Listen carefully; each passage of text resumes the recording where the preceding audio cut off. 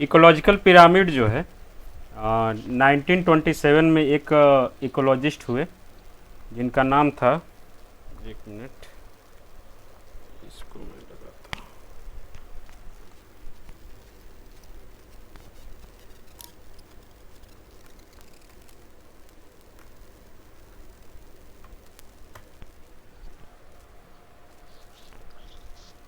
Okay, इनका नाम था चार्ली अल्टन। चार्ली एल्टन जो थे 1927 में एक कॉन्सेप्ट देते हैं कि हम लोग इकोलॉजी को या इन्वायरमेंट को पिरामिड के सहारे भी समझ सकते हैं।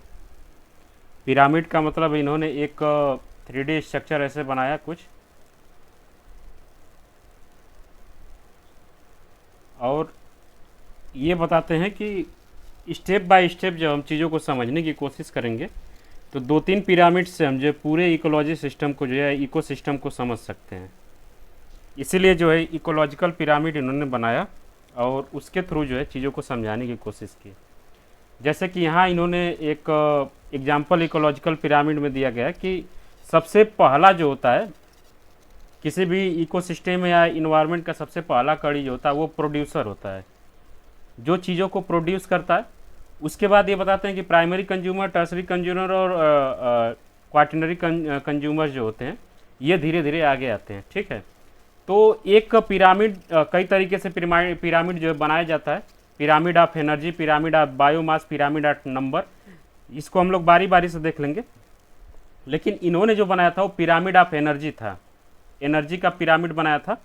और ये बताते हैं कि जो नंबर है, जैसे कि सबसे ज़्यादा एनर्जी जो होती है वो हमारे पास प्राइमरी प्रोड्यूसर के पास होती है, 100% टोटल एनर्जी होती है। और प्राइमरी प्रोड्यूसर की नंबर जो है, प्राइमरी प्रोड्यूसर का नंबर भी जो है वो बहुत ज़्यादा होता है। इसके बाद उससे जब एनर्जी ट्रांसफ़र होती है प्राइमरी कंज्यूमर के पास, तो प्राइमरी प्रोड्यूसर की अपेक्षा कंज्यूमर जो होते हैं वो प्राइमरी कंज्यूमर थोड़े से कम होते हैं। जैसे कि घास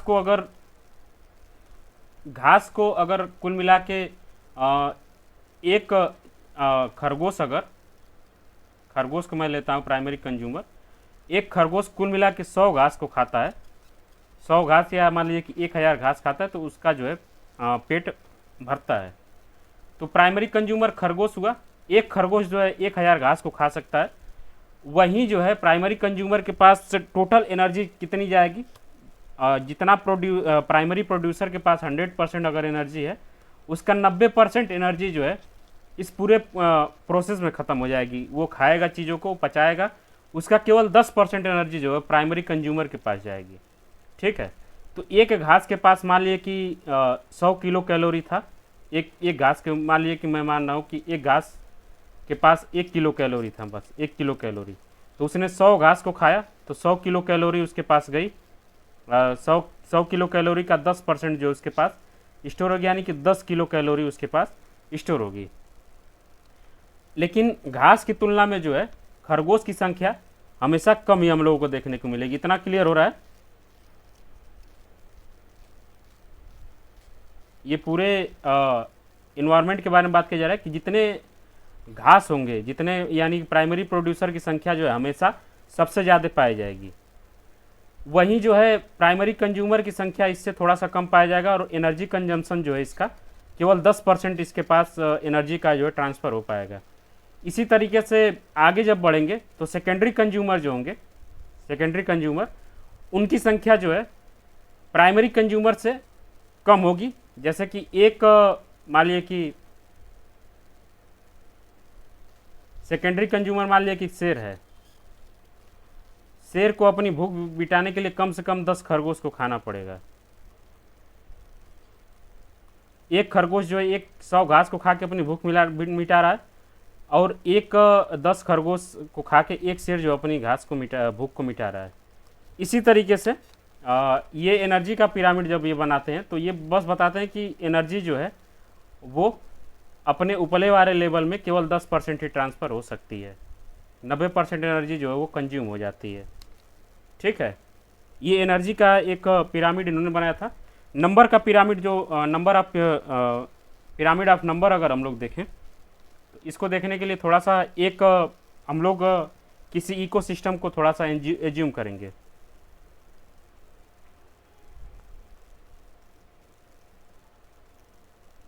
मान लीजिए कि एक पेड़ के ऊपर जो है हम लोग इकोसिस्टम को एज्यूम कर रहे हैं, एक पेड़ को इकोसिस्टम बना रहे हैं, ठीक है।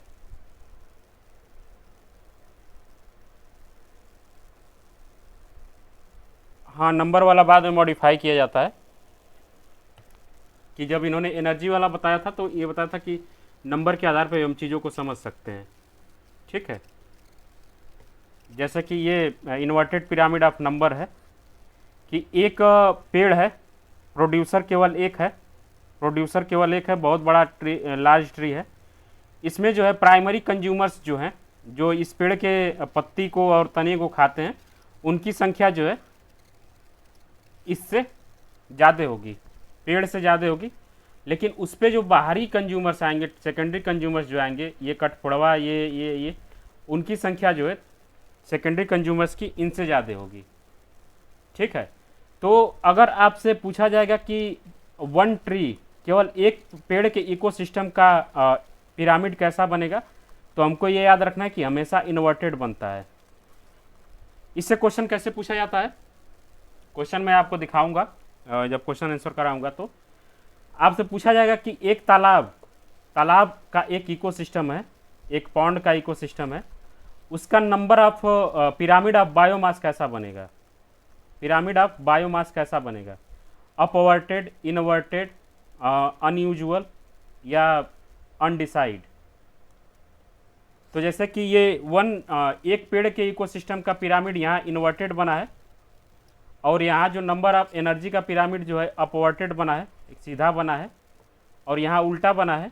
उसी तरीके से 2-3 पिरामिड बनते हैं। जैसे कि एक तालाब का अगर हम लोग पिरामिड बायोमास का अगर देखेंगे, बायोमास का पिरामिड अगर देखें, तो सारे को हम लोग प्रोड्यूसर कंज्यूमर के, प्राइमरी कंज्यूमर और टर्सरी सेकेंडरी कंज्यूमर्स के तरीके से ही देखेंगे। जैसे कि बायोमास, सबसे पहले एक तालाब का हम लोग पिरामिड ऑफ नंबर बनाएंगे, जो कल मैंने बताया था।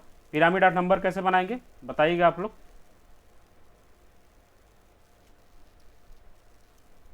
पिरामिड ऑफ नंबर अपवर्टेड बनता है, पिरामिड ऑफ बायोमास जो है वो इन्वर्टेड बनता है। मैं बताता हूं कैसे। सबसे ज़्यादा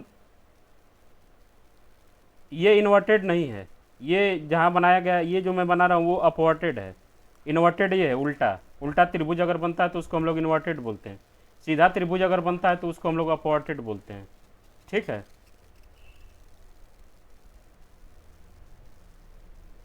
पिरामिड ऑफ नंबर अभी तक तो नहीं देखने को मिला है इन्वर्टेड।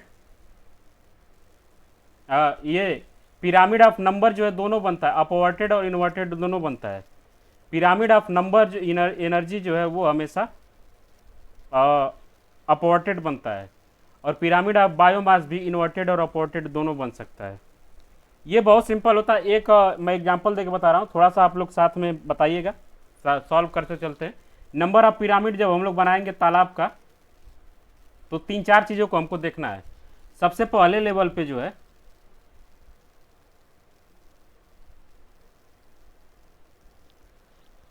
सबसे पहले लेवल पे हम लोग देखेंगे कि प्राइमरी प्रोड्यूसर कौन है। प्राइमरी प्रोड्यूसर जो होते हैं तालाब में, एल्गी और जो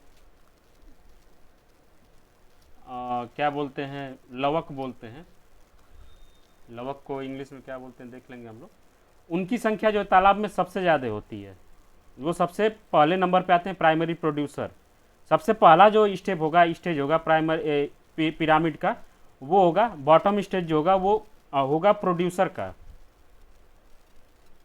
अब इन लवक को खाते हैं जंतु इंसेक्ट जो होते हैं, छोटे छोटे जो माइक्रो इंसेक्ट होते हैं पिरामिड में, जो मच्छर से छोटे छोटे देखने को हम लोग को मिलते हैं तालाब में, वो खाते हैं। एल्गी होता है, और कुछ ऐसे छोटे छोटे माइक्रो ऑर्गेनिज्म पाए जाते हैं जो पौधे के रूप में होते हैं, उसको हम लोग लवक बोलते हैं। लवक, कवक नहीं, लवक और कवक में अंतर होता है। एल्गी हमेशा नंबर में जो है ज़्यादा होगी, नंबर में हमेशा ज़्यादा होगी, ठीक है। सोचिए थोड़ा सा, एक तालाब सभी लोगों ने देखा होगा, तो वहाँ देखते हैं कि हम लोग चारों तरफ काई ही काई लगा होता है, हर किनारे पे, हर सतह पे यहाँ जो है काई ही लगा होता है, ठीक है। तो उसका नंबर जो है सबसे, वो प्राइमरी प्रोड्यूसर होते हैं, प्राइमरी प्रोड्यूसर होते हैं किसी तालाब के अंदर, ठीक है। अब इसको कंज्यूम करते हैं प्राइमरी कंज्यूमर। प्राइमरी कंज्यूमर कौन है? जो छोटे छोटे इंसेक्ट होते हैं, लार्वा जिसको हम लोग बोलते हैं, मच्छर का लार्वा के तरह बहुत छोटे छोटे जीव जंतु होते हैं जो पानी में अक्सर तैरते हुए हमको दिखाई देते हैं, एकदम छोटे छोटे होते हैं, वो होते हैं। उनका नंबर जो लवक से थोड़ा सा कम होता है, ठीक है। लेकिन इनका बायोमास जो है वो लवक से ज़्यादा होगा, इस चीज़ को हम लोग थोड़ा सा ध्यान रखेंगे। अब इनको कंज्यूम करते हैं छोटी मछलियाँ। छोटी मछलियाँ जो है छोटे छोटे लार्वा को खाती हैं, और छोटी मछलियों को जो है एक बड़ी मछली खाती है, बड़ी मछलियाँ खाती हैं, उनको जो है उनसे बड़ी मछलियाँ खाती हैं। तो एक ही मछली रखते हैं हम लोग, इसको मैंने एक स्टेप ज़्यादा बना दिया है, इसको ऐसे रखते हैं। ये समझ में आया कि सबसे किसी तालाब में जो है, तालाब देखा है आप लोगों ने ना, तो बताइए उसमें एल्गी और ये प्राइमरी प्रोड्यूसर को भी थोड़ा सा ध्यान दीजिए कि क्या होते हैं। हाँ,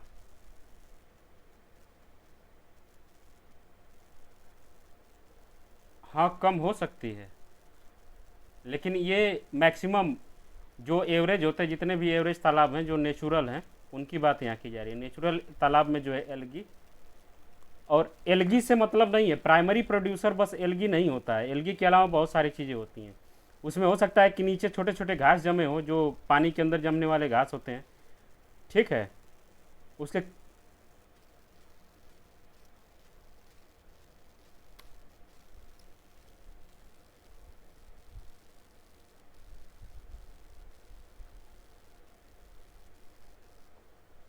ये नंबर है ना, नंबर ऑफ पिरामिड बनाया जा रहा है, नंबर बस हम लोग देख रहे हैं। तो नंबर देखिए, नंबर इसमें हम लोग बनाएंगे तो एल्गी का जो नंबर होगा, एल्गी की जो संख्या होगी और जो प्राइमरी प्रोड्यूसर की संख्या होगी, वो मैक्सिमम होगी कि नहीं, वो हम लोग काउंट भी नहीं कर सकते, इतनी होगी, इनफाइनाइट होगी। बताइए। एक ट्री का इकोसिस्टम बताया जा रहा है कि एक पेड़ का इकोसिस्टम, वहाँ बोला जाएगा कि वन ट्री, एक पेड़ का इकोसिस्टम, एक पेड़ पे जितने पेड़ पौधे पक्षी और ये सब इंसेक्ट रहते हैं उनका इकोसिस्टम बताया जा रहा है। यहाँ प्राइमरी प्रोड्यूसर वो तो पेड़ होंगे ना, पेड़ होगा ना, पेड़ ही तो, पेड़ पे ही पत्ते लगते हैं ना, तो प्राइमरी प्रोड्यूसर पेड़ होगा।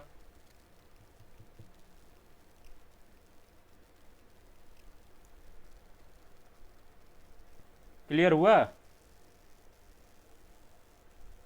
अब इसको थोड़ा सा क्लियर करते हैं। प्राइमरी प्रोड्यूसर समझ में आ रहा है कौन कौन से हो सकते हैं? एक तालाब में एल्गी हो सकता है, उसमें लगने वाले छोटे छोटे घास हो सकते हैं, उसमें जो जलकुंभी हम लोगों को देखने को मिलती है वो हो सकता है। इसके अलावा और कुछ ऐसा प्राइमरी प्रोड्यूसर है जो सन के सूर्य के प्रकाश में अपना खाना बना सकता है, तो वो प्राइमरी प्रोड्यूसर हम लोग लेंगे। एल्गी ही नहीं होता है, बहुत सारी चीज़ें इसमें हम लोग को देखने को मिल सकती है, ठीक है, जो तालाब के अंदर होती है। तो इनका नंबर जो है हमेशा मैक्सिमम होता है, सबसे ज़्यादा होता है। इनको कंज्यूम करने वाले जो पहले प्राइमरी कंज्यूमर होते हैं, जो लार्वा और छोटे छोटे इंसेक्ट जो होते हैं जो तालाब के अंदर होते हैं, उनकी संख्या जो है इनसे थोड़ी सी कम होगी, वो प्राइमरी कंज्यूमर होंगे। इनको खाने वाली मछलियों की संख्या जो है इनसे कम होगी, प्राइमरी कंज्यूमर से छोटी मछलियों की संख्या जो इनसे कम होगी, जो सेकेंडरी कंज्यूमर होंगे। और जो सबसे टर्शियरी कंज्यूमर जो आएंगे, जो बड़ी मछलियाँ होंगी जो छोटी मछलियों को खाती हैं, तो उनकी संख्या जो है सबसे कम होगी, बड़ी मछलियों की संख्या जो है सबसे कम होगी। तो ये जो है एक तालाब के अंदर number of pyramid, pyramid of number बना रहे हैं हम लोग, ठीक है। अब इसी को हम लोग अगर नंबर ऑफ बायोमास बनाएंगे, पिरामिड ऑफ बायोमास, तो थोड़ा सा ध्यान देंगे हम लोग। पिरामिड ऑफ बायोमास इसका इन्वर्टेड बनता है, एक तालाब के अंदर पिरामिड ऑफ बायोमास इन्वर्टेड बनेगा, क्योंकि किसी तालाब के अंदर मैक्सिमम जो बायोमास है वो किसका होगा? तालाब में जितनी बड़ी मछलियां हैं उनका कंट्रीब्यूशन ज़्यादा होता है। अगर एक तालाब है उसमें हम लोग मछली पालन कर रहे हैं, तो छोटी मछलियां अगर मिला के मान लीजिए कि 10 किलो मिलती हैं, उतने में बड़ी मछलियां जो है कुल मिला के उनका बायोमास जो है वो हमको 1 कुंटल से लेके 2 कुंटल से अधिक मिल सकता है। तो इसीलिए जो है एक तालाब के अंदर नंबर ऑफ बायोमास जब बनाएंगे हम लोग पिरामिड ऑफ बायोमास, तो वो इन्वर्टेड बनता है। सबसे अधिक बायोमास जो होता है वो बड़ी मछलियों का होता है, उससे कम बायोमास जो है छोटी मछलियों का, उससे कम बायोमास जो है प्राइमरी कंज्यूमर जो लार्वा वगैरह होते हैं उनका, और सबसे कम बायोमास जो होता है वो प्राइमरी प्रोड्यूसर का होता है एक तालाब के अंदर। बताइए क्लियर हुआ ये?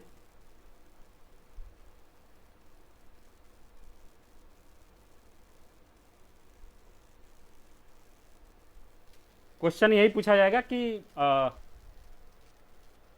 जो मैंने बताया मैं इसका भेजूंगा आपको, ये पीसीएस में भी इससे बहुत सारे क्वेश्चन पूछे गए हैं और इसमें भी पूछे गए हैं, तो क्वेश्चन जब हम लोग करेंगे तो देखेंगे इसको, ठीक है। बस हमको इतना याद रखना है कि पिरामिड जो कैसे बन सकते हैं और कैसे पिरामिड बनाया जाता है, जैसे कि मैं आपको तुरंत बना के दिखा रहा हूँ, तो ऐसे थोड़ा सा हम लोग को लॉजिकल सोच के जो है पिरामिड बनाना है। जैसे कि मान लिया कि हम लोगों ने कोई पिरामिड नहीं पढ़ा है कि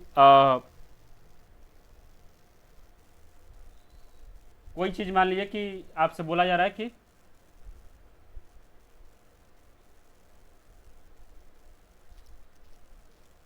एक झील का पिरामिड कैसा बनेगा, नंबर ऑफ पिरामिड कैसा बनेगा, पिरामिड ऑफ नंबर कैसा बनेगा। तो ये हम सोच लेंगे पिरामिड ऑफ नंबर हमेशा अपॉर्टेड बनेगा, जस्ट लाइक ये पॉन्ड, ठीक है।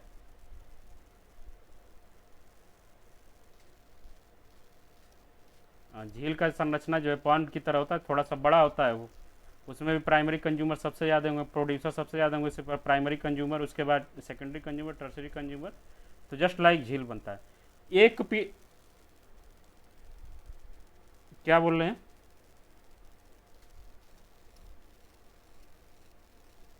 अपवर्टेड और इन्वर्टेड दोनों हो सकता है।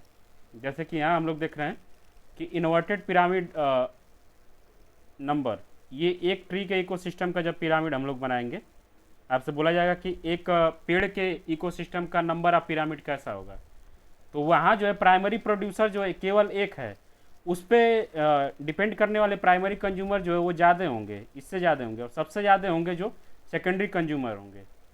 बताइए एक पेड़ पे हमको मैक्सिमम जो है चिड़िया उड़िया वगैरह देखने को मिल जाता है, इंसेक्ट वगैरह थोड़ा सा इन चिड़ियों से कम देखने को मिलता है, जो इस प्रोड्यूसर को इंसेक्ट करके अपना जीवन काल जो है वो चलाते हैं। तो इसी तरीके से हम लोग सोच के थोड़ा सा देख लेंगे कि क्या बोला जा रहा है, ठीक है। पिरामिड बनाने के लिए बस हम लोगों को ध्यान रखना है कि सबसे पहला स्टेज जो हम लोगों को देखना है कि कौन जो है उसमें प्रोड्यूसर है, प्रोड्यूसर कितने हैं, ठीक है। ये ग्रास हो सकता है, एलगी हो सकता है, जिस टाइप का टेरेस्ट्रियल पिरामिड अगर बनाना है तो वहाँ कौन प्रोड्यूसर है, अगर एक्वाटिक पिरामिड अगर बनाना है, किसी एक्वाटिक इकोसिस्टम का पिरामिड बनाना है तो वहाँ कौन प्रोड्यूसर है, उसका नंबर डिफाइन करेगा। मैक्सिमम बार जो है नंबर इन्वर्टेड अगर बनाना है तो वहाँ जो है प्रोड्यूसर का अगर नंबर हमको दिया हुआ है कि कंज्यूमर से जो है प्रोड्यूसर का नंबर कम आ रहा है, या प्राइमरी कंज्यूमर जो है वो प्रोड्यूसर से ज़्यादा हैं, तो उस सिचुएशन में जो है हमारा पिरामिड इन्वर्टेड बन जाएगा, उल्टा बन जाएगा बस, ठीक है। क्वेश्चन इसका हम लोग कल देखेंगे, अभी मैं आज क्वेश्चन सर्च कर लूँगा, उसके बाद आपको दिखा दूंगा, ठीक है।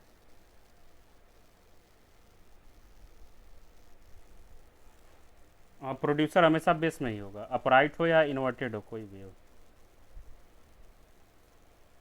प्रोड्यूसर और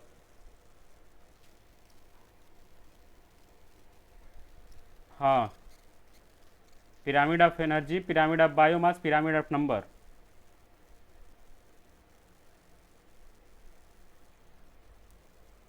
एनर्जी वाला जो है अपवर्टेड होता है हमेशा, फिर बायोमास जो है अपवर्टेड और इन्वर्टेड दोनों हो सकता है, पिरामिड ऑफ नंबर जो है वो भी अपवर्टेड और इन्वर्टेड दोनों हो सकता है,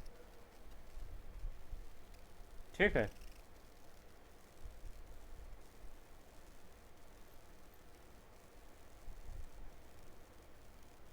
इन्वर्टेड कैसे होंगे, यहाँ जो है इन्वर्टेड दिखाई दे रहा है, वहीं अगर आप तालाब में नंबर ऑफ पिरामिड बनाएंगे तो वो अपवर्टेड बनेगा।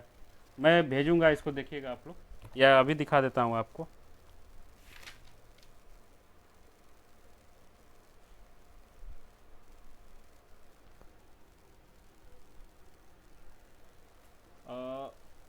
एक मिनट,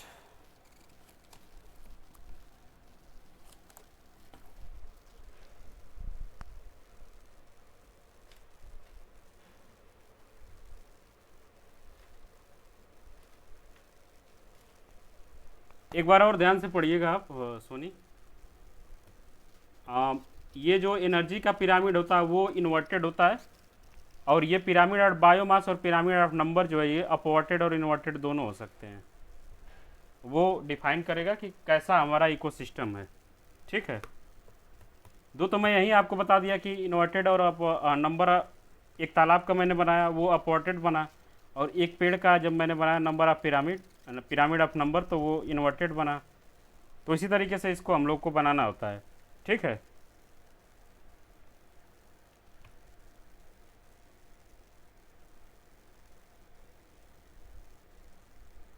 इसका अगर बनाए एक पेड़ के बायोमास का पिरामिड तो वो अपवर्टेड बनेगा।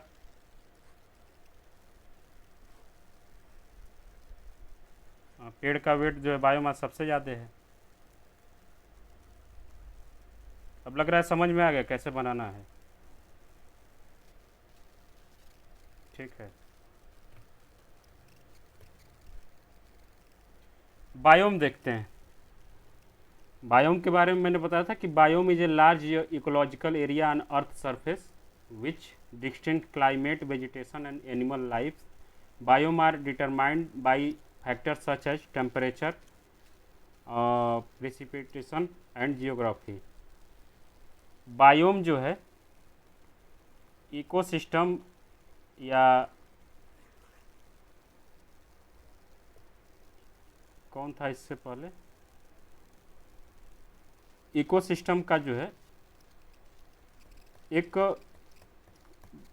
विस्तृत रूप को हम लोग बायोम बोलते हैं। मतलब कि पूरे अर्थ सरफेस पे एक बहुत बड़े लार्ज जियोग्राफिकल एरिया जिसका एक स्पेसिफिक क्लाइमेट हो, एक स्पेसिफिक वेजिटेशन हो और एक स्पेसिफिक एनिमल लाइफ हो, इस तरीके के जियोग्राफिकल एरिया को हम लोग बायोम बोलते हैं। ठीक है, बायोम जो है कई प्रकार के होते हैं। जैसे कि टेरेस्ट्रियल बायोम में हम लोग देख सकते हैं कि tropical rain forest, tropical rain forest,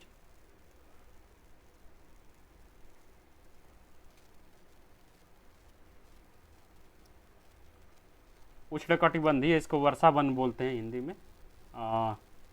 ये एक प्रकार का बायोम हो सकता है जिसमें क्लाइमेट जो है वार्म होता है, वेट ईयरली राउंड होता है, हाई ह्यूमिडिटी जो होती है वो होती है। वेजिटेशन इसमें कौन कौन से होते हैं, डेंस होते हैं, एवरग्रीन ट्री पाए जाते हैं, डाइवर्स प्लांट स्पीसीज जो है वो पाई जाती हैं। एनिमल लाइफ कैसे पाए जाते हैं, high biodiversity including insect, birds, mammals and reptiles. ये ट्रॉपिकल रेन फॉरेस्ट है। उसी तरीके से एक दूसरा बायोम है सवाना। सवाना घास का मैदान सभी लोगों ने सुना होगा। ये एक प्रकार का क्लाइमेट इसका क्या होता है, warm with seasonal rainfall. Vegetation इसमें grasses with scattered tree and scrubs. Animal life इसमें लार्ज हर्बीवोरस, एलिफेंट, जेब्रा वगैरह जो इसमें पाए जाते हैं। उसी तरीके से डेजर्ट एक प्रकार का बायोम हो सकता है। क्लाइमेट, वेजिटेशन, एनिमल लाइफ इसका हम लोग देख लेंगे। ठीक है, तो इसी तरीके से बहुत सारे। हाँ बताइए।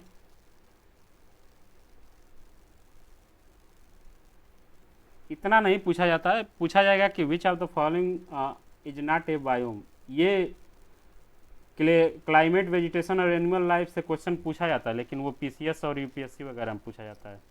नेट में अब तक नहीं पूछा गया है।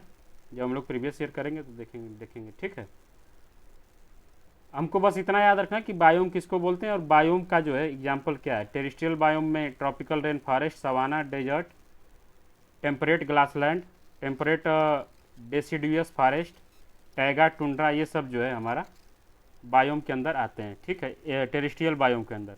एक्वाटिक बायोम के अंदर fresh water biomes, lake, temperate grassland, temperate deciduous forest, taiga और टुंड्रा। जितने प्रकार के जियोग्राफी में हम लोगों ने पढ़ा है कि विषुवतीय प्रदेश, उष्णकटिबंधीय प्रदेश, उष्णकटिबंधीय वर्षा वन, टुंड्रा प्रदेश, टैगा प्रदेश, ये सब जो है एक प्रकार के बायोम हैं। ठीक है, आगे एक्वाटिक में fresh water biome, lakes, river, streams, ponds वगैरह ये बायोम हो गए। मरीन बायोम्स में आ जाते हैं ocean, coral reef and estuaries. Wetland में स्वैम्प, मार्सेज एंड बॉक्स। वेटलैंड सबको पता है, 2 फरवरी को वेटलैंड दिवस जो है मनाया जाता है। और वेटलैंड का मतलब होता है कि आर्द्र भूमि, मतलब कि वो पूरी तरीके से सूखी भी नहीं होती और पूरी तरीके से गीली भी नहीं होती है। वहाँ जो है एक छोटे लेवल पे जो है हमेशा पानी का जमा हम लोग को देखने को मिलता है।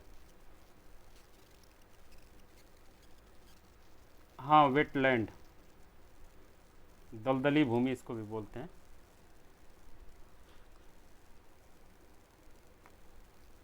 यूपीएससी में एक बार पूछा गया था कि वेटलैंड पृथ्वी के कौन से अंग समझे जा सकते हैं, मतलब कि पृथ्वी, वेटलैंड जो पृथ्वी के लिए कौन से अंग का काम करते हैं। किडनी, हार्ट, और दिया था ब्रेन, लेग। तो हम लोग को याद रखना है कि वेटलैंड जो होते हैं वो अर्थ के लिए किडनी का काम करते हैं। ये बहुत ज़्यादा जो है बायोडाइवर्सिटी प्रोड्यूस करते हैं और बहुत ज़्यादा जो है चीज़ों को ऑक्सीजन प्रोवाइड जो है बहुत ज़्यादा करवाते हैं वेटलैंड। ठीक है। फिल्टर, फिल्टर चीज़ों को फिल्टर करना काम किसका होता है, किडनी का।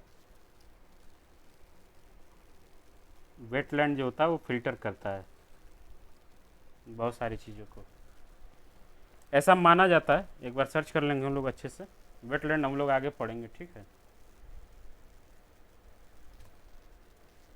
अब देख लेते हैं स्फीयर ऑफ अर्थ।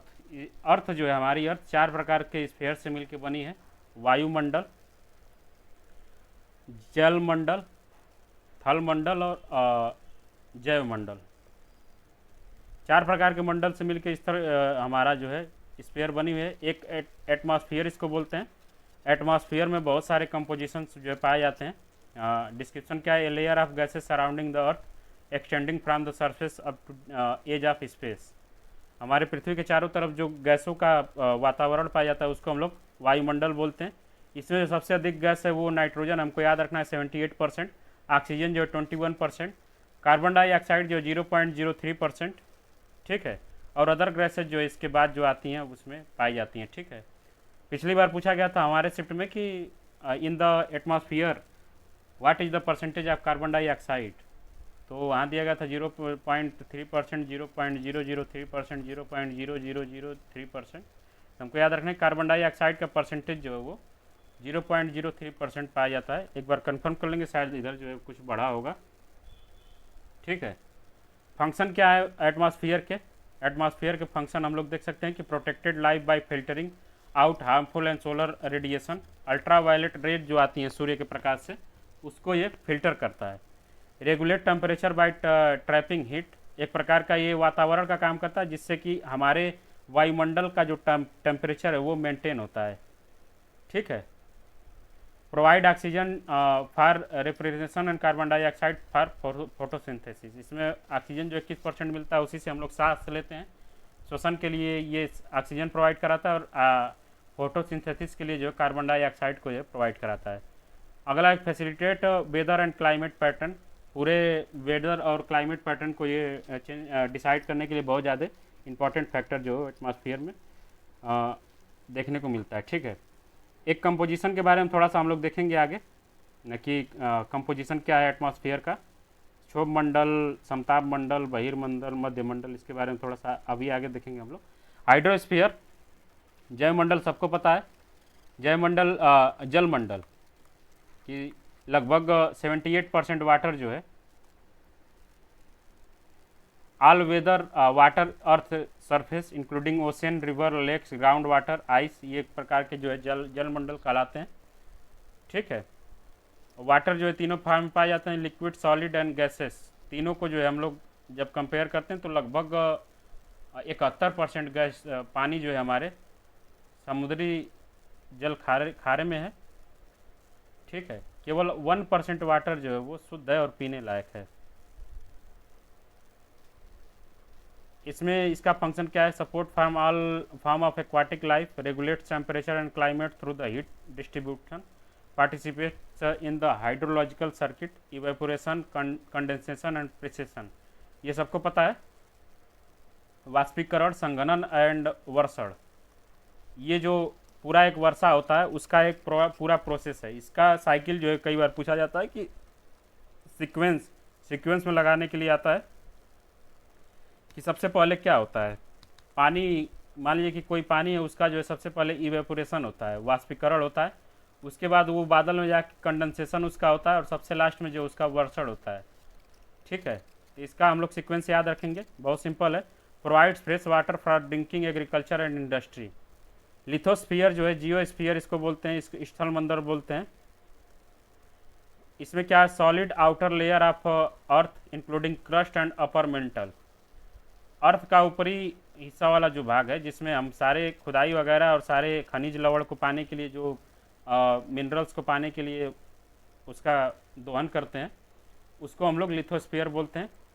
इसका का क्या है, provide habitats for terrestrial organism, source of minerals and nutrients initial for life, effect, एक minute, okay, influence the formation of landscape and ecosystem. ये लिथोस्फीयर का काम है। क्लियर है? इसमें किसी को किसी पॉइंट में दिक्कत? ओके। बायोस्फीयर, जैवमंडल के बारे में हम लोगों ने पढ़ा है कि पृथ्वी के चारों तरफ जितने भी जीव जंतु पाए जाते हैं वो जैवमंडल में पाए जाते हैं। जिस भाग पे जीव जंतु रह सकते हैं उसको हम लोग जैवमंडल बोलते हैं। ठीक है। The zone of earth encompassing all living organism and ecosystem in habits, इसको हम लोग बायोस्फीयर बोलते हैं।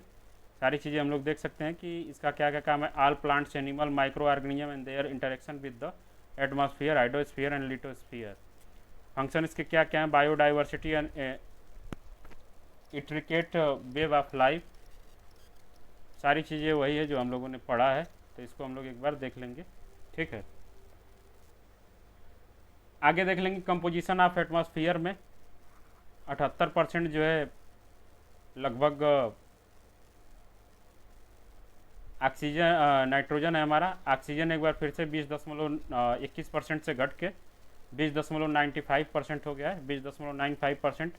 आर्गन जो है हमारा 0.93% बाई वॉल्यूम है। कार्बन डाइऑक्साइड जो है 0.04% हो गया है। ठीक है,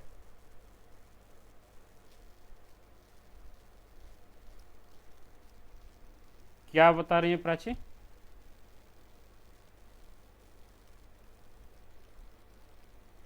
वो जो है था वो एक स्पेसिफिक माना जाता है कि 78% जो है नाइट्रोजन पाया जाता है, 21% जो है ऑक्सीजन पाया जाता है, और कार्बन डाइऑक्साइड जो 0.3% पाया जाता है। तो इन दोनों में से हमको जो भी दिखेगा उस पर हम लोग टिक लगा देंगे। दोनों में से एक ही हम लोग को देखने को मिलेगा। ये रिसेंटली वाला डेटा है और वो जो है थोड़ा सा पुराना वाला डेटा है। ठीक है,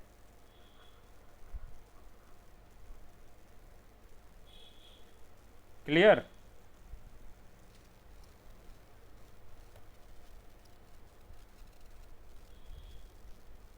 हाँ हाँ, अभी आगे मैं बता रहा हूँ उसको बहुत अच्छे से। ट्रेस गैसेज इसमें बोला जाता है neon, helium, methane, krypton, hydrogen and xenon. ये एक प्रकार के ट्रेस गैसेज हैं, इसको हम लोग याद रखेंगे। अक्रिय गैस इसको बोला जाता है लगभग, या ट्रेस गैस इसको हम लोग याद रखेंगे। कौन कौन सी गैस इसमें आती है वो भी आपसे पूछा जा सकता है। तो ट्रेस गैस में neon, helium, methane, krypton, hydrogen और जेनॉन, इतने जो है ट्रेसेस गैस में आते हैं। अब स्ट्रक्चर ऑफ लेयर्स देख लेते हैं। स्ट्रक्चर ऑफ लेयर, तो सबसे पहला लेयर जो होता है वायुमंडल का, देखेंगे कि इस तरीके से स्ट्रक्चर बनता है। ये हमारा अर्थ है और उसके चारों तरफ जो स्ट्रक्चर बनता है, सबसे पहला स्ट्रक्चर जो बनता है, लेयर होता है, वो ट्रोपोस्फेयर का होता है, जिसको हम लोग क्षोभ मंडल बोलते हैं। क्षोभ मंडल का जो विस्तार पाया जाता है वो 8 से 15 किलोमीटर पाया जाता है, लगभग 5 से 9 माइल्स जो होता है वो पाया जाता है। तो ये हम लोग याद रखेंगे। ये क्वेश्चन पूछा जाता है कि क्षोभ मंडल का विस्तार जो है पृथ्वी के क्रस्ट से कितना ऊपर तक पाया जाता है। ठीक है, इसके बाद इसका जब देखते हैं कि क्षोभ मंडल दूसरा है स्ट्रेटोस्फेयर, इसको हम लोग समताप मंडल बोलते हैं।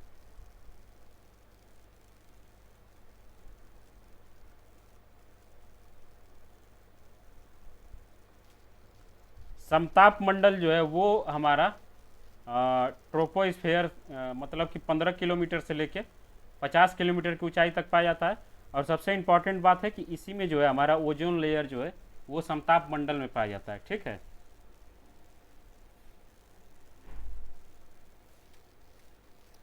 हाँ, वो ट्रोपोस्फेयर और लेकिन मेजरली जो इसको माना जाता है समताप मंडल में, ये क्वेश्चन भी पूछा गया है और वहाँ जो समताप मंडल को सही माना गया है। तो अगर पूछा जाता है कि कौन से मंडल में ओजोन परत जब पाई जाती है तो वहाँ हम लोग समताप मंडल ही लगाएंगे। ठीक है, क्योंकि पिछली बार पीसीएस के एग्जाम में ये क्वेश्चन पूछा गया था। तो ये हम याद रखेंगे कि जहाँ क्षोभ मंडल खत्म होता है वहाँ से और समताप मंडल के लगभग बहुत बड़े पोर्शन में जो है हमको ओजोन लेयर जो है देखने को मिलती है। तो ये हम लोग याद रखेंगे कि ओजोन परत जो है समताप मंडल में पाया जाता है। उसके बाद आता है मेसोस्फीयर, जिसको हम लोग मध्य मंडल बोलते हैं शायद। एक मिनट में इसका हिंदी देख लेता हूँ।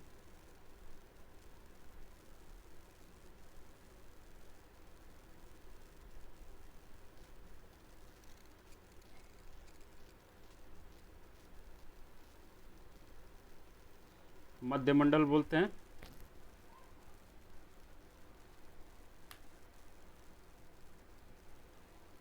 बहुत अच्छा।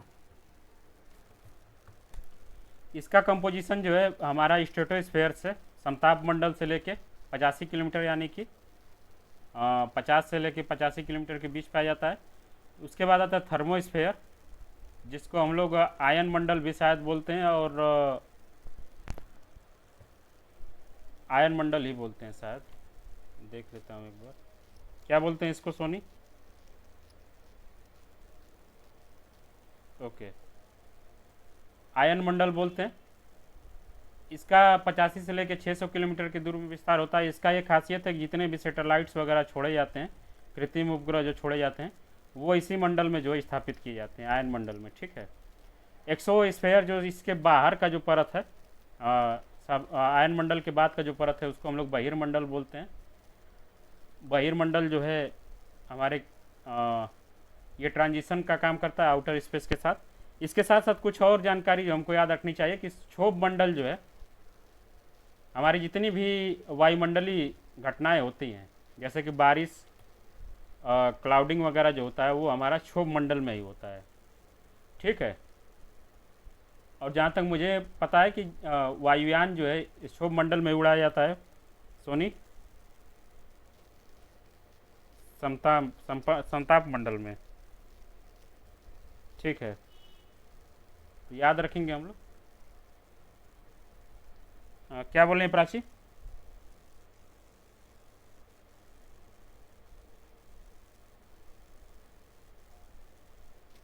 वायुयान जो है स्ट्रेटोस्फेयर में उड़ाया जाता है, जैसा कि सोनी बता रही है। एक बार मैं कंफर्म कर लेता हूँ।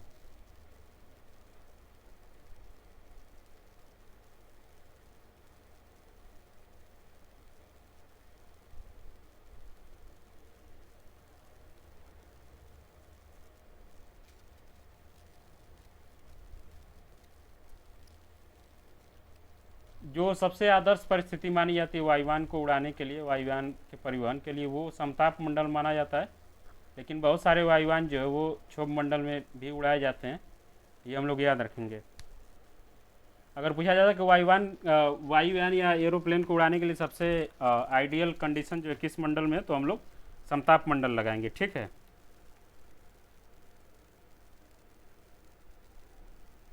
सारी चीज़ें क्लियर हुआ?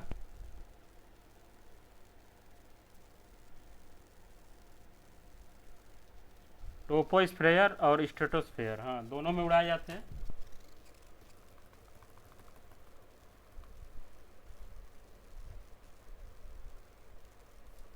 ओके।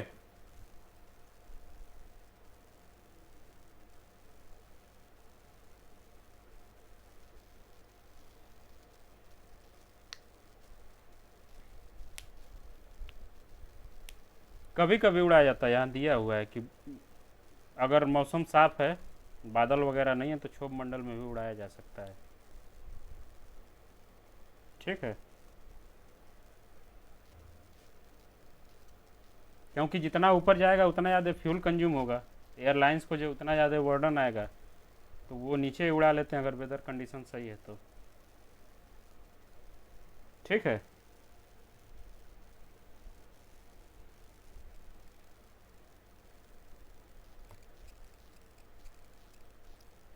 इंपॉर्टेंट करेक्टरिस्टिक्स जो है एटमॉस्फेयर का, कि जैसे जैसे हम लोग ऊपर बढ़ते हैं, ऊंचाई जैसे जैसे बढ़ती है, वो टेम्परेचर हमारा बढ़ता जाता है। प्रेशर जो है, जैसे ऊंचाई बढ़ती है प्रेशर जो है घटता है, डेंसिटी जो है प्रेशर बढ़ने के साथ साथ घटता है। इसीलिए पैरासूट का क्या नाम है, जो हमारे अंतरिक्ष यात्री होते हैं उनके लिए एक स्पेशल सूट का जो है इंतज़ाम किया जाता है।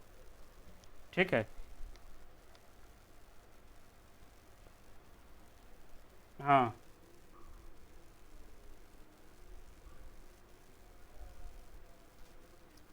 ऊंचाई बढ़ने के साथ साथ टेम्परेचर जो है बढ़ती है।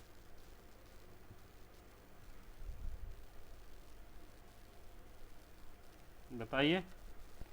प्रेशर जो है वो, डेंसिटी और प्रेशर जो है दोनों घटती है, टेम्परेचर जो है बढ़ता है। ठीक है। ऊंचाई बढ़ने से टेम्परेचर घटेगा।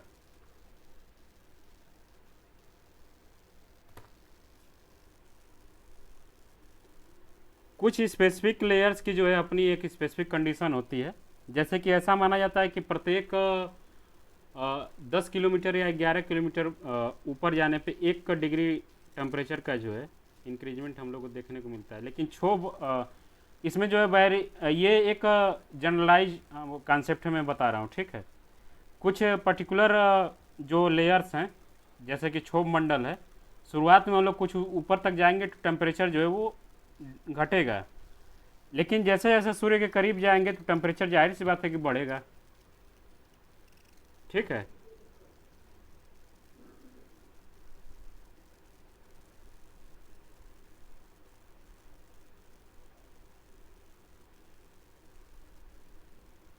अच्छा।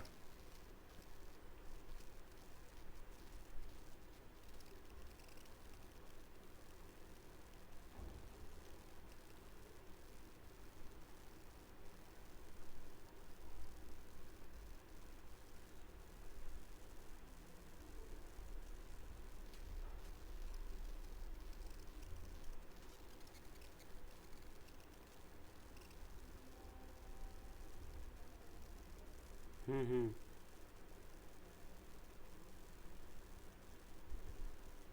हम्म।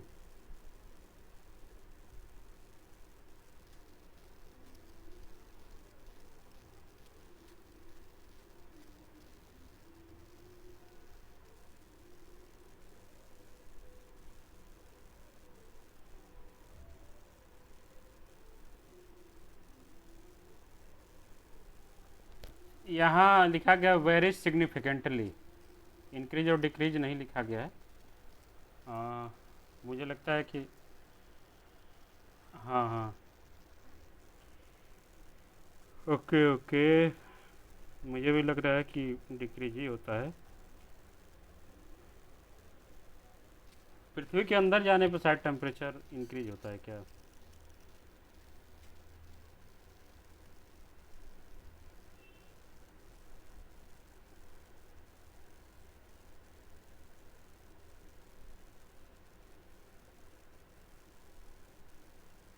हम्म।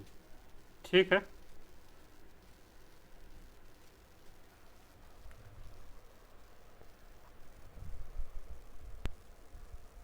हाँ, ये 100 मीटर ऊपर जाने पे 1 डिग्री सेल्सियस का जो है परिवर्तन हम लोग को टेम्परेचर में देखने को मिलता है। ठीक है, घटता है। हम्म। ये क्लियर है सबको, हमको भी क्लियर हुआ।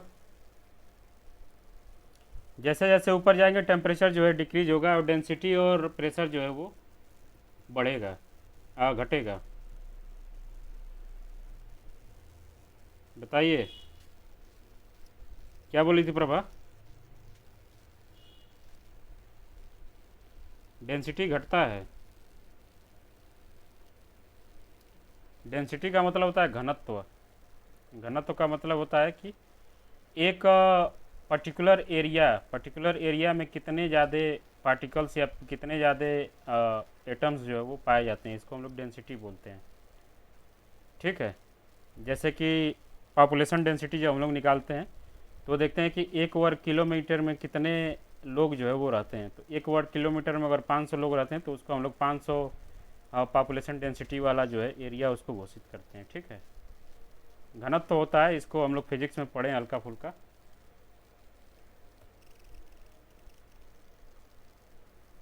इसको हम लोग पढ़ लेंगे। ओशन कंपोनेंट ऑफ हाइड्रोस्फीयर में क्या होता है कि ओशन के लगभग 75% जल है। ठीक है। और वॉल्यूम से जो है अर्थ सरफेस का जो है 71% पानी जो है ओशन के पास है। और लेकिन घना वॉल्यूम से जो है लगभग 97.5% वाटर जो है अर्थ सरफेस का ओशन के पास है। ठीक है। कंपोजिशन इसका जो है मैक्सिमम होता है क्योंकि इसमें लवणता जो है ज़्यादा पाई जाती है।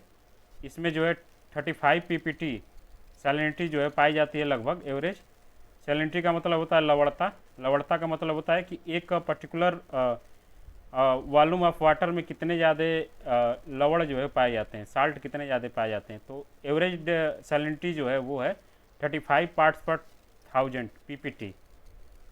पीपीटी एक यूनिट है लवणता को मापने के लिए। उसके बाद दूसरा जो है आइस कैप्स एंड ग्लेशियर्स के पास जो है वाटर है। और पृथ्वी के लगभग वॉल्यूम का 1.7% वाटर जो है वो ग्लेशियर और आइस कैप्स के पास है। ठीक है। लेकिन ये जो है 78.60% है पूरे पृथ्वी के फ्रेश वाटर का। ये हम लोग याद रखेंगे। इसको सीक्वेंस में करने के लिए पूछा जाता है तो इसका सीक्वेंस हम लोग याद रखेंगे कि सबसे अधिक पानी जो है समुद्र के पास है, उसके बाद पानी जो है हमारा आइस कैप एंड ग्लेशियर के पास है, और जो है सबसे अधिक वाटर है हमारा फ्रेश वाटर का। ग्राउंड वाटर जो है वो लगभग 1.7% पूरे अर्थ के वाटर का है। 1.7% अर्थ के वाटर का है, जो 30.1% फ्रेश वाटर का अपने पास कंज्यूम करता है। रिवर एंड लेक्स जो है वो 0.01% है अर्थ वाटर का। सॉयल मॉइस्चराइजर ये उतना ज़्यादा काम का नहीं है। तो याद रखना है हमको कि सबसे अधिक पानी जो है समुद्र के पास है, उसके बाद आइस कैप्स एंड ग्लेशियर के पास है, उसके बाद ग्राउंड वाटर के पास है, और उसके सबसे बाद जो है रिवर एंड लेक्स के पास जो है।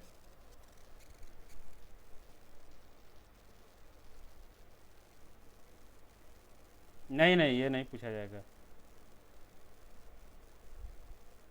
सीक्वेंस सीक्वेंस में according to hydrosphere of earth निम्नलिखित को क्रमानुसार जो है सजाइए। जैसे कि लॉजिकल रीजनिंग में हम लोगों ने जो क्वेश्चन किया था इंक्रीजिंग और डिक्रीजिंग ऑर्डर वाला, उस तरीके से क्वेश्चन इससे पूछा जा सकता है। चारों दे देगा आपको, ground water, lake and ocean. इसके बाद बोलेगा कि किसमें जो है पानी सबसे ज़्यादा है, उसके बाद किसमें कम है, सबसे कम पानी जो है किसमें। इंक्रीजिंग और डिक्रीजिंग ऑर्डर में सजाने के लिए इससे क्वेश्चन आता है। ठीक है।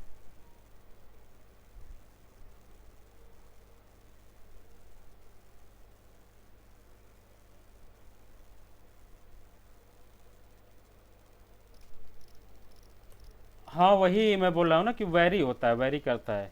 कभी जो है 100 मीटर बढ़ने पे 1 डिग्री सेल्सियस बढ़ जाता है, कभी 1 किलोमीटर जाने पे कुछ परिवर्तन नहीं होता है। तो हाँ हाँ, समताप मंडल जो है, जो हमारा समताप मंडल है, उसमें हम लोग नीचे से लेकर पूरे ऊपर तक चले जाएंगे, टेम्परेचर में कोई परिवर्तन नहीं देखने को मिलेगा।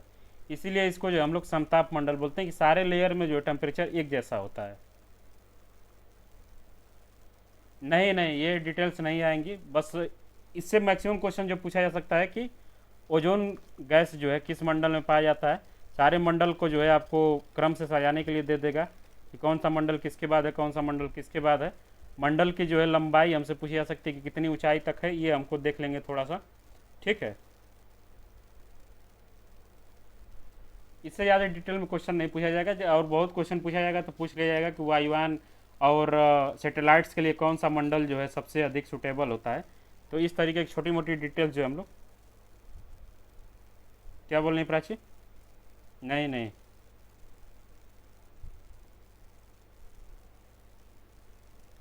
नहीं इतना डिटेल में नहीं पूछा जाएगा।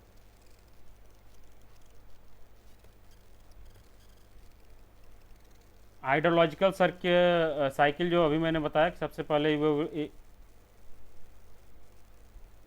Ice cap, ground water, river lakes के पास जो सबसे अधिक पानी जो है वो पाया जाता है।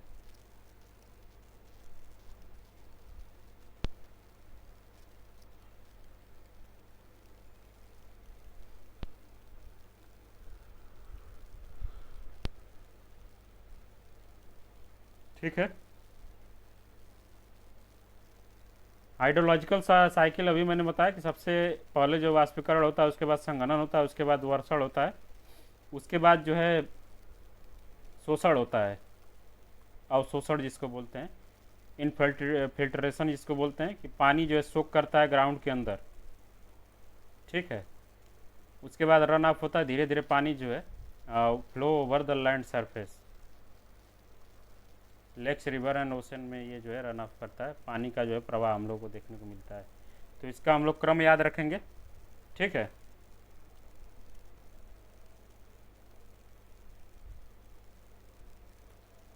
आगे देखेंगे बायोडाइवर्सिटी। बायोडाइवर्सिटी कोई बता सकता है? कल की क्लास में इस पर हल्का फुल्का डिस्कस हुआ था।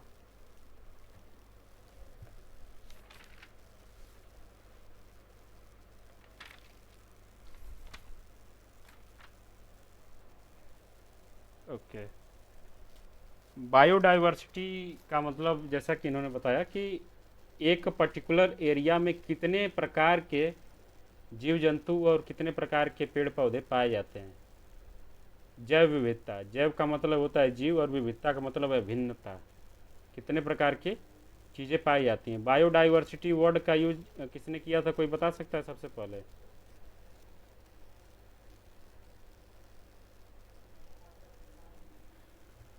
एक वैज्ञानिक थे, वाल्टर जी रोजेन, और WALTERGROSEN, वाल्टर जी रोजेन। इन्होंने सबसे पहले बायोडाइवर्सिटी वर्ड का यूज किया था। तो ये हम लोग याद रखेंगे, इस ये जो है पूछा जा सकता है। बायोडाइवर्सिटी वर्ड जो है वाल्टर जी रोजन के द्वारा दिया गया था।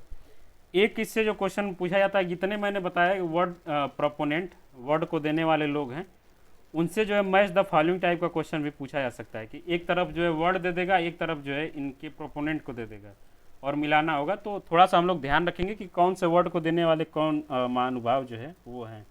बाकी बायोडाइवर्सिटी के बारे में थोड़ा सा देखेंगे। Biodiversity refer to variety and variability of life on earth. It encompasses the diversity within species, between species, and the ecosystem. Biodiversity critical for maintaining ecosystem function and providing ecological services that are essential for human survival and well-being. ये बहुत simple है। Biodiversity का मतलब जैसा कि अभी हम लोगों ने डिस्कस किया, किसी एक पर्टिकुलर एरिया में पाए जाने वाले तमाम तरह के जो जीव जंतु और पेड़ पौधे होते हैं, उनको एक इंक्लूडिंग अगर सारे को मिला के देखा जाएगा तो एक बायोडाइवर्सिटी बोली जाती है। बायोडाइवर्सिटी का लेवल होता है, बायोडाइवर्सिटी का लेवल होता है, एक डाइवर्सिटी जो है जेनेटिक लेवल पे पाई जाती है, कि मतलब एक विदिन स्पीसीज, विदिन स्पीसीज के मतलब है कि जैसा कि सुबह हम लोगों ने पढ़ा था, बिल्ली प्रकार के जानवर, बिल्ली प्रकार के जानवर, इनका जो स्पीसीज है वो एक ही है, लेकिन अलग अलग प्रकार के जेनेटिक्स जो है अलग अलग प्रकार के जानवर में पाए जाते हैं। जैसे कि शेर में अलग जेनेटिक्स पाया जाएगा, बिल्ली में अलग जेनेटिक्स, चीता में अलग जेनेटिक्स, तेंदुआ में अलग जेनेटिक्स। तो जेनेटिक के आधार पर अगर डाइवर्सिटी कहीं देखने को मिलती है तो वहाँ हम लोग जेनेटिक डाइवर्सिटी बोलते हैं। The variety of genetic information within the among individual of a species. ठीक है, क्लियर है।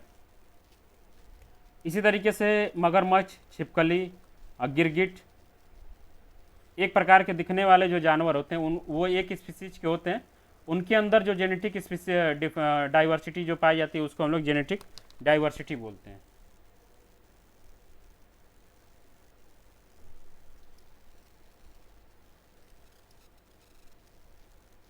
वो मैं एक एग्जांपल दे रहा हूँ कि लेकिन मगरमच्छ और छिपकली शायद एक ही स्पीसीज के पाए जाते हैं।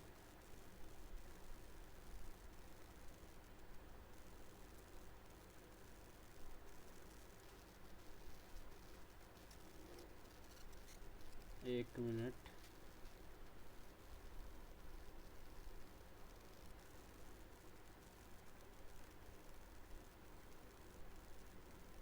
जाति और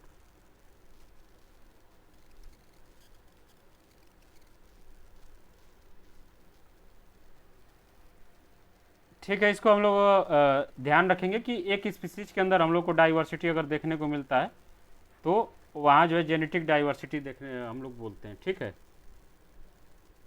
इसका इंपॉर्टेंस क्या है कि genetic diversity allows species to adapt to changing environment and contribute to the reliance against the disease and other threat.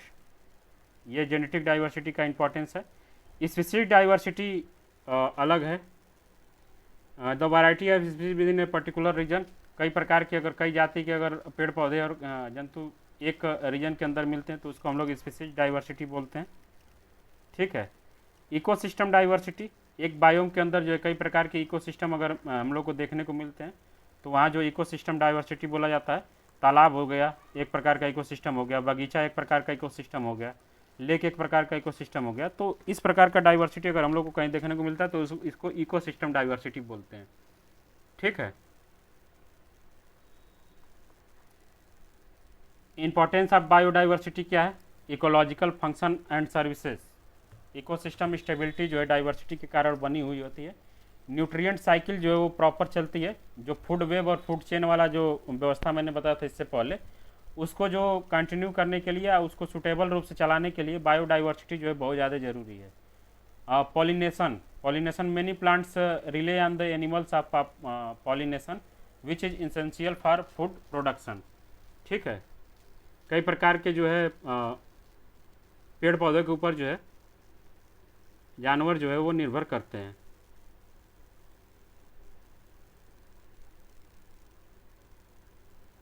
Pollination का मतलब पता है किसी को?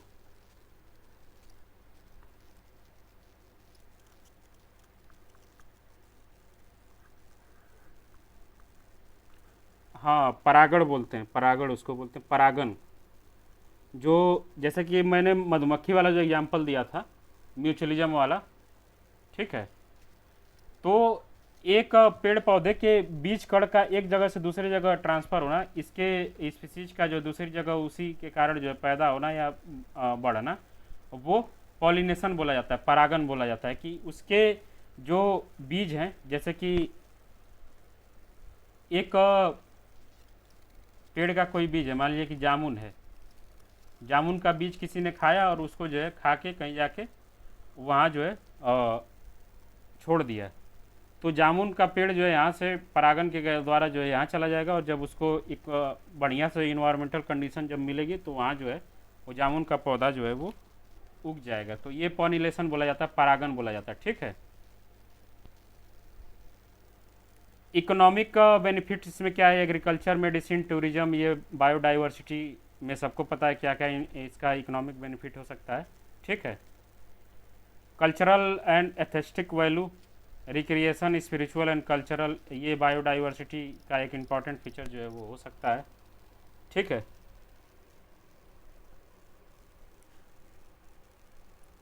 थ्रेट ऑफ बायोडाइवर्सिटी क्या है? बायोडाइवर्सिटी को खतरा किससे है? हैबिटाट लॉस एंड फ्रेगमेंटेशन, किसी की आवाज़ का जो है छिन जाना उसके लिए सबसे ज़्यादा थ्रेट होता है।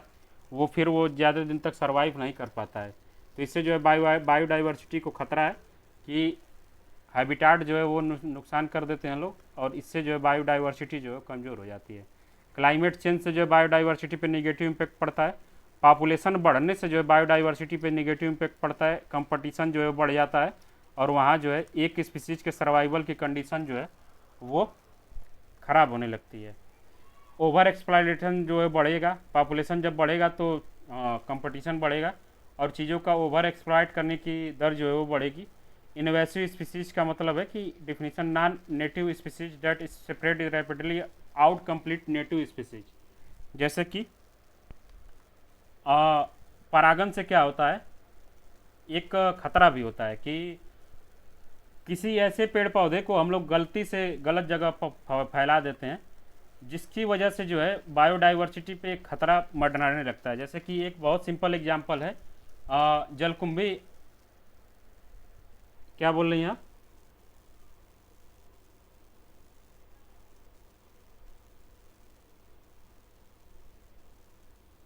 पॉल्यूशन? ये पॉल्यूशन तो मैंने बताया, ये पाँचवा वाला मैं बता रहा हूँ, पाँचवा वाला। इनवेसिव स्पीसीज का मतलब मैं बता रहा हूँ क्या होता है। जलकुंभी हम लोगों ने देखा है? नहीं देखा है? तालाबों में पाए जाने वाला एक एक प्रकार का ये नॉन नेटिव स्पीसीज है पौधों का, जो इतना रैपिडली स्प्रेड होता है कि एक एक महीने या 10 दिन के अंदर पूरे तालाब के ऊपर अपना कब्जा कर लेता है। पूरी तालाब जो जलकुंभी से ढक जाता है। जिन लोगों ने देखा होगा वो जानते होंगे। जलकुंभी की कहानी जो है बहुत इंटरेस्टिंग है। जलकुंभी जब बड़ा होता है तो इसमें एक नीला कलर का बहुत ज़्यादा आकर्षण फूल दिखता है, ब्लू कलर का फूल होता है। एक घास नहीं होता है, तालाब में पाया जाने वाला एक तालाब की सतह पे पाया जाने वाला एक पौधा है, जो नेटिव नहीं है यहाँ का, उसको विदेश से मंगाया गया है। कोई, हाँ हाँ, मैं दिखा देता हूँ आप लोगों को, तब शायद क्लियर होगा।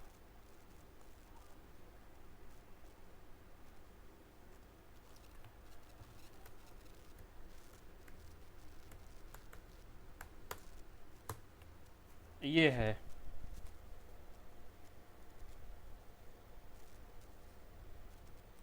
ये इतना वाइडली जो है पूरे तालाब को कैप्चर करता है कि नीचे के जो स्पीसीज हैं वो उनको ऑक्सीजन की सप्लाई कम पड़ जाती है और सारे न्यूट्रिएंट्स को जो यही खा जाता है। तो इसको फैलाने के पीछे एक इंटरेस्टिंग कहानी है भारत में, कि कोई एक वायसराय हुए थे, शायद डफरिन या कोई तो था इसके। हाँ, उसके वाइफ को जलकुंभी का फूल जो है बहुत पसंद था, और उसको खुश करने के लिए इसने इंग्लैंड से इसको मंगा के भारत के एक तालाब में फैलाया, लगाया, और धीरे धीरे जो है वहाँ से पूरे भारत में स्प्रेड हो गया। तो ये एक प्रकार का इन्वेसिव स्पीसीज है, ठीक है। उसी तरीके से बहुत सारे इन्वेसिव स्पीसीज होते हैं। जैसे कि एक और इंटरेस्टिंग कहानी आपको पता होगा कि एक बार जो क्या नाम है, ग्रीन रिवोल्यूशन के पहले एक बार भारत में जो है अनाज की कमी हुई थी। तो इसने जो है मैक्सिको से एक गेहूं का प्रजाति जो है वो मंगाया था, ब्रीड मंगाया था गेहूं का। इस गेहूं के बीज में उन्होंने एक शायद मोथा नाम का एक घास होता है, जो गेहूं के पौधों में पाया जाता है, गेहूं के खेत में पाया जाता है। इस गेहूं के बीज में इन्होंने मोथा का बीज मिला के दे दिया था। और ये भी एक प्रकार का नॉन नेटिव स्पीसीज है, जो इतना ज़्यादा रैपिडली पूरे फसल को हार्म करता है कि सारे न्यूट्रिएंट्स को यही खा जाता है, और बचे इसीलिए जो है गेहूं का फसल जो है वो ज़्यादा इम्पोर्टेंट, ज़्यादा मतलब मजबूती से नहीं हो पाता है। तो इसी प्रकार मोथा, हाँ मोथा घास होता है, इसका इंग्लिश मुझको नहीं पता है, थोड़ा सा देख के बताता हूँ।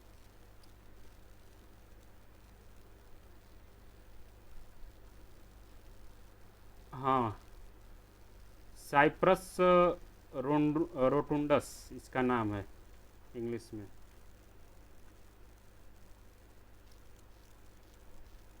मोथा याद रखिएगा, इसको हम लोग मोथा बोलते हैं गांव में। तो ये इन्वेसिव स्पीसीज हैं। ऐसे बहुत सारे एग्जाम्पल हैं, पूरे हिस्ट्री में एग्जाम्पल भरा पड़ा है। जब हम लोग चाइनीज हिस्ट्री पढ़ते हैं तो चाइनीज हिस्ट्री में क्या हुआ था कि एक बार एक तानाशाह हुआ, और उसको लगता था कि गौरैया जो होती है वो हमारे फसल का 1/10 हिस्सा जो है खा जाती है, ठीक है। गौरैया, गौरैया एक चिड़िया की प्रजाति है। इसको क्या बोलते हैं इंग्लिश में, क्या बोलते हैं?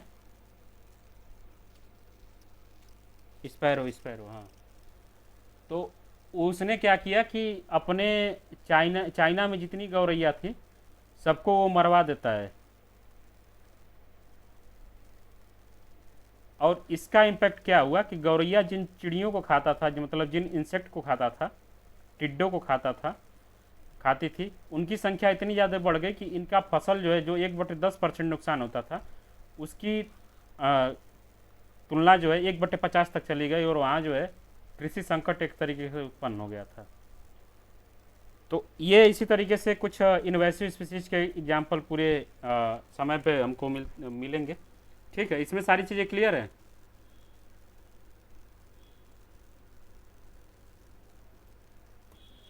आगे कन्वर्जन होता है।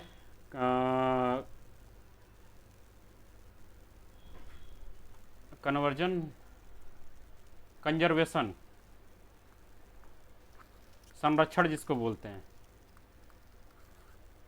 संरक्षण बायोडाइवर्सिटी या पूरे इन्वायरमेंट में किसी स्पीसीज को बचाने के लिए जो प्रोसेस किया जाता है, उनके प्रोटेक्ट करने के लिए स्पीसीज को, उनके हैबिटाट्स को और इकोसिस्टम को एक्सेसिव रेट्स उनके हो रहे तादाद में कमी को कम करने के लिए, उनको बचाने की जो कोशिश की जाती है, उसको हम लोग कंजर्वेशन बोलते हैं, संरक्षण बोलते हैं। ठीक है, कंजर्वेशन से दो टाइप के क्वेश्चन जो पूछे जाते हैं, दो प्रकार से कंजर्वेशन किया जाता है। एक होता है इन सेटू कंजर्वेशन, जिसको हम लोग स्वस्थानिक संरक्षण बोलते हैं। इन सेटू कंजर्वेशन को स्वस्थानिक संरक्षण बोलते हैं। और एक्स सीटू कंजर्वेशन एक होता है, जिसको हम लोग पर स्थानीय कंजर्वेशन बोलते हैं। नाम से हमको क्लियर हुआ है कि किसी चीज़ को बचाने के लिए उसके नेचुरल हैबिटाट्स में, नेचुरल आवास में, या जहाँ पे जो चीज़ें पाई जाती हैं वहाँ ही उसको हम लोग बचाने का जब प्रयास करते हैं तो उसको इन सेटू कंजर्वेशन बोलते हैं।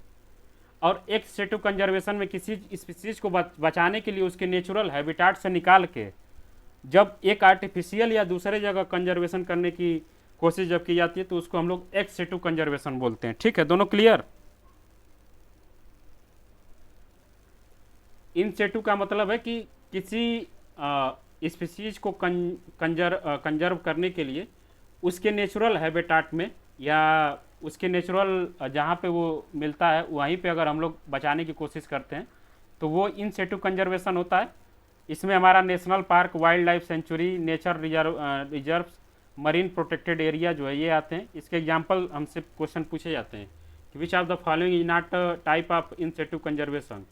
तो एग्जाम्पल हम लोग याद रखेंगे और टाइप याद रखेंगे कि इन सेटू कंजर्वेशन किसको बोलते हैं। जहाँ पे हम चीज़ों को उनके नेचुरल हैबिटाट्स में बचाने की कोशिश करेंगे तो वहाँ इन सेटू कंजर्वेशन होता है।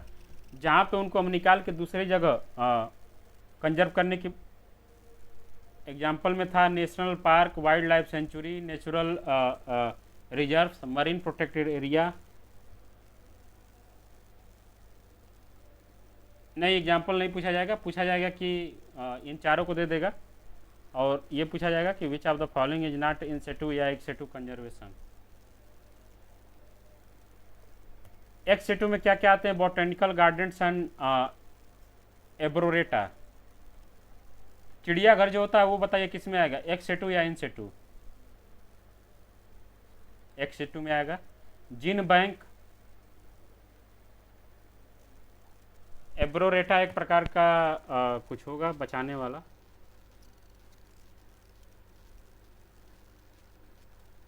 देख लेते हैं।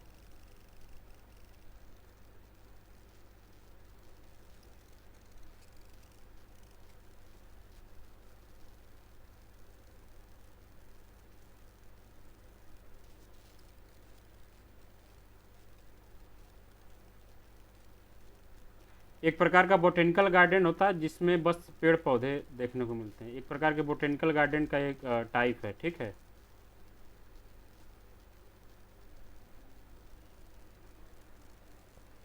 बोटेनिकल गार्डन जो होता है वो नेचुरल हैबिटाट्स में पौधे नहीं होते हैं, उनको जो है प्रॉपरली जो है किसी दूसरे इन्वायरमेंट में या किसी दूसरे हैबिटाट में लगाया जाता है। जू और एक्वावेरियम जो है वो हमारे एक्स सेटू के अंदर आते हैं। जिन बैंक जो आते हैं वो हमारे एक्स सेटू के अंदर आते हैं। Captive breeding and genetic management वाले जो संस्थानें हैं वो हमारे एक्स सेटू के अंदर आते हैं। ठीक है, ये चारों एग्जाम्पल हम लोग याद रखेंगे। बाकी किसी में किसी को दिक्कत?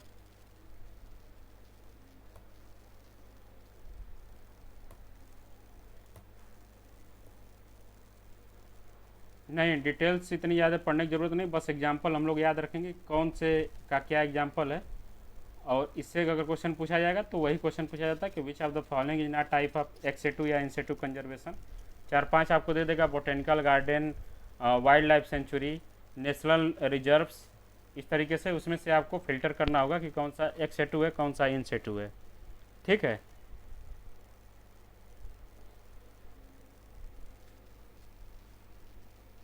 ओके।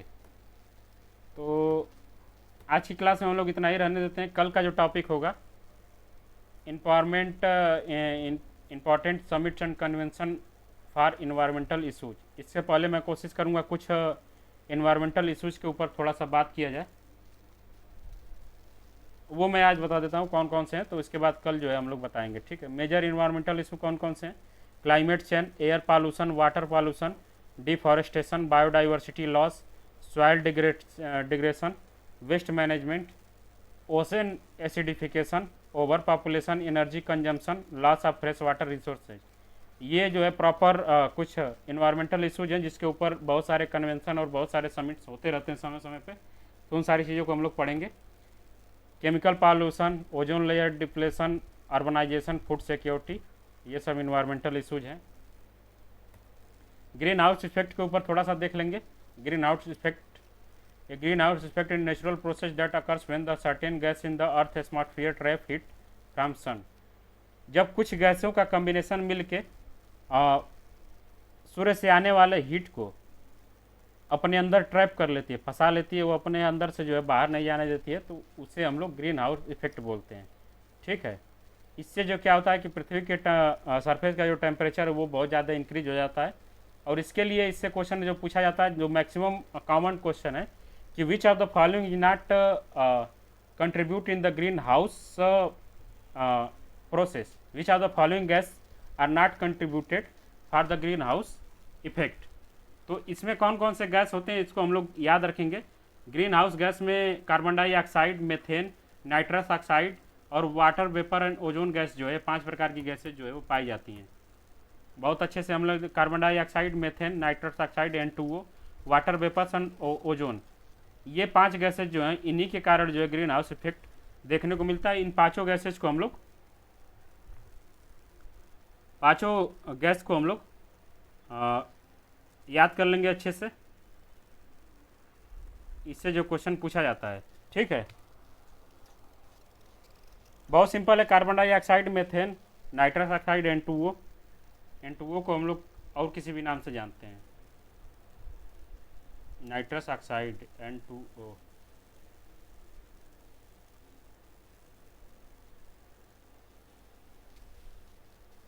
Laughing gas, N2O।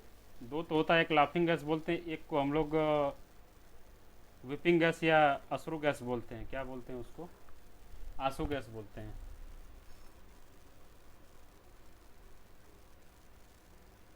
देख लेंगे हम लोग, लाफिंग गैस N2O को ही बोलते हैं शायद।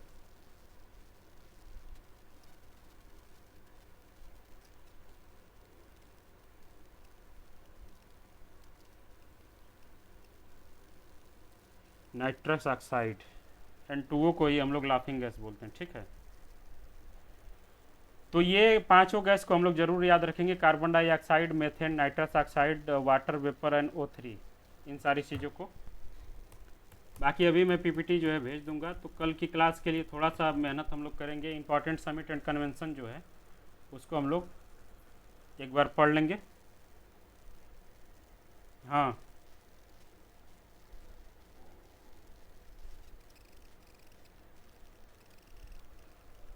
अग्निशामक यंत्रों में कौन सी गैस होती है बताइए? कार्बन डाइऑक्साइड होती है। अग्निशामक यंत्र जो होते हैं, जो इमरजेंसी क्या बोलते हैं, फायर,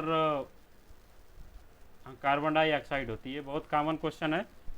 ठीक है,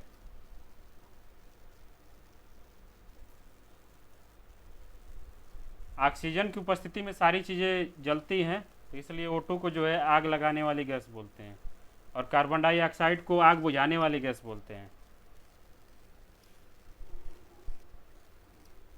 फ्रिज और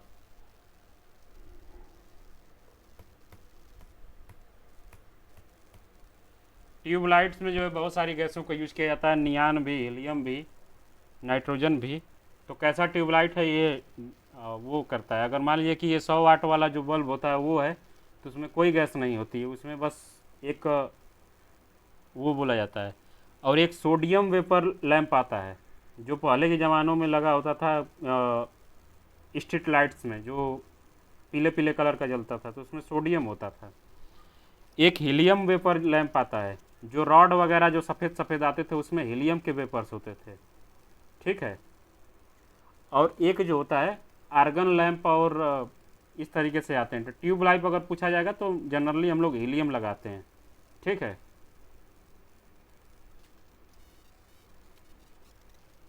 एरोप्लेन के टायर्स में कौन सी गैस भरी जाती है? फ्रिज में कौन सी गैस निकलती है?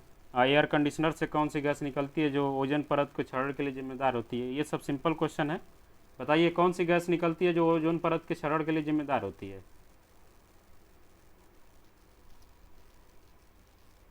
कार्बन मोनोऑक्साइड नहीं होती है, CFC बोला जाता है, क्लोरोफ्लोरोकार्बन। हाँ, रेफ्रिजरेटर और AC से जो निकलती है क्लोरोफ्लोरोकार्बन, जो ओजोन परत के क्षरण के लिए जिम्मेदार होती है। अब CFP जो यूज नहीं किया जाता है, क्लोरोफ्लोरोकार्बन नहीं यूज किया जाता है, HBC यूज किया जाता है, हाइड्रोब्रोमोकार्बन यूज किया जाता है। तो ये भी जो है हमारे ओजोन परत के क्षरण के लिए जिम्मेदार होती है। CFC HBC भी होता है।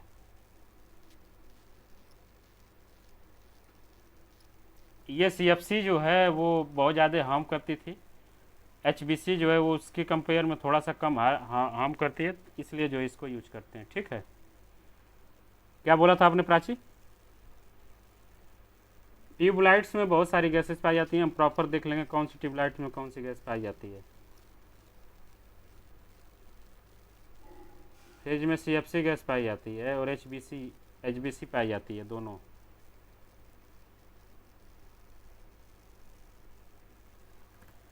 ठीक है, तो कल की क्लास में हम लोग मिलते हैं। कल की क्लास के लिए थोड़ा सा एक लेक्चर जो है आप लोग देख लीजिएगा, मैं भेजूँगा यूट्यूब पे, या मैं नोट्स बना के कल सुबह तक भेज दूँगा, उसको देखिएगा। कल की क्लास में हम लोग पढ़ेंगे important summit and conservation, environmental issues. Notes में यही भेजूँगा, PPT।